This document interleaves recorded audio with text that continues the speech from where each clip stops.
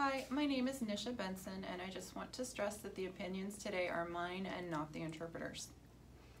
The only thing necessary for the triumph of evil is for good men or women to do nothing.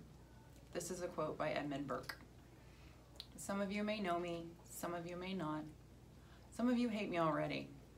Some of you are curious, and some of you are not even going to watch this because you're afraid of what I'm going to say.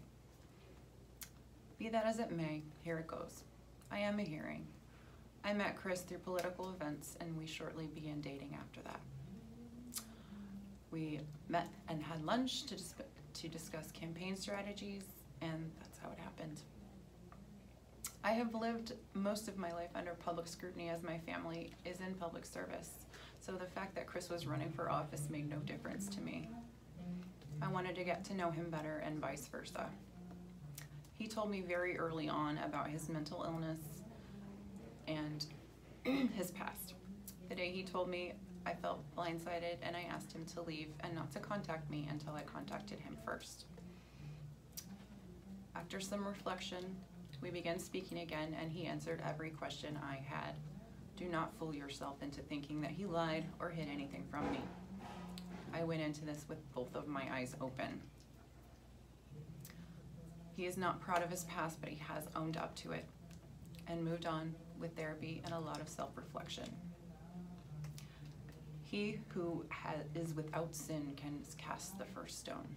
I believe this quote applies more and more every day.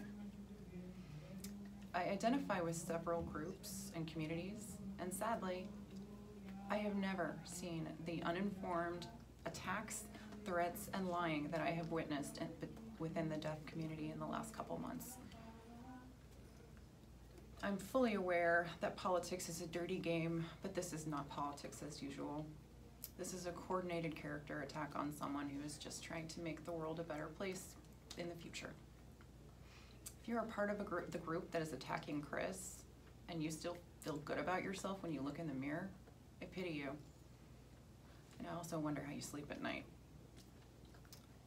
I have never seen the behaviors that Chris's accusers have described. I do not feel unsafe when I am with him. We have argued, and guess what? Still don't feel unsafe in any way, shape, or form. I want to stress that I am never going to discard a woman's feelings or thoughts just because I know the accused. As a woman, we all have our own Me Too moments. I believe these women think what they are saying is true, or at least part of it. Some of them may or may not have been compelled by outside parties with some sort of compensation to say what they're saying. I say this because I have seen it firsthand and know full well that this is a tactic employed in politics.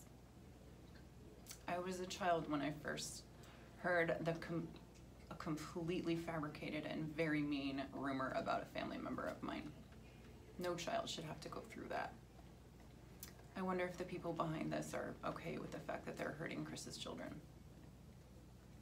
As I said, I am a hearing. I will never understand what it feels like to be deaf. I can only imagine it as a horribly isolated place with nowhere to go but inside your own mind. I am also aware that whatever I say about being deaf may anger the community, so I will only say that I'm working on being an ally. I do know bullying when I see it though.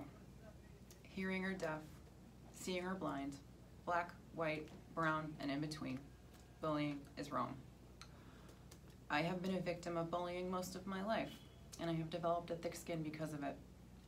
Don't get me wrong, some days are harder than others. And I am also mindful that this statement will draw more bullies out of the woodwork. Accusing someone of a crime is a very serious act, and if you do, the accused is innocent until proven guilty. There is a reason why our justice system is set up the way it is. It is set up to protect the accused. No one should be judged before their day in court, and no one shall be denied that right.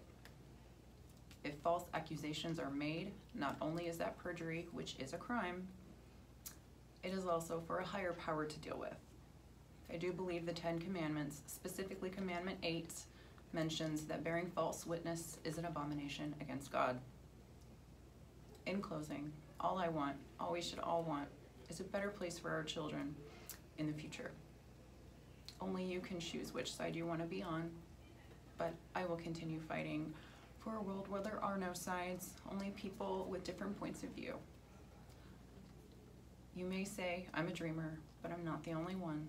That's a quote by John Lennon. Thank you.